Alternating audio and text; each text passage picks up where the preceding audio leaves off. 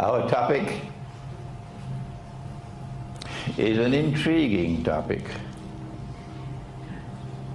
The Quran, the Great War, and the West.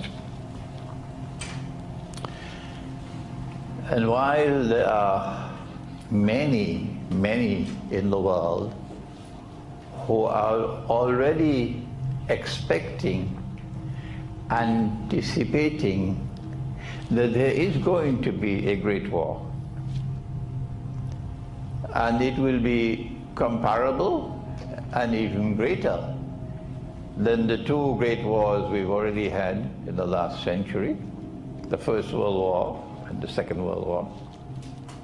They have come to the conclusion that a great war is coming based on political analysis, based on analysis of military affairs, etc. But we are approaching the subject from a different perspective.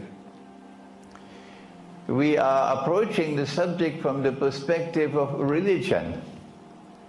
And so this is not a secular analysis. And secular scholarship, the ones who have done their PhDs in political science from Columbia University and from Harvard, secular scholarship is quite uncomfortable with religion intruding in what they consider to be their exclusive scholarly space. And so tonight's lecture presents more than simply a minor problem for those who are ministers of government today, advising the new Prime Minister of Pakistan, and those who are holding the chairs of political science, etc. in different universities and are advisors. And so we are going to speak slowly and briefly, so that hopefully we might be able to, with Allah's kindness, make an impact upon the secular mind. The religious mind already has faith in its heart,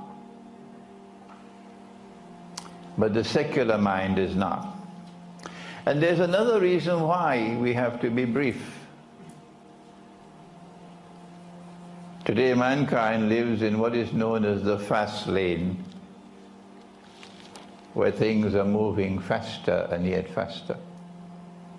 A whole year passes as though it was just a month, and the whole month passes as though it was just a week, and the whole week passes as though it was just a day. Are you familiar with these words?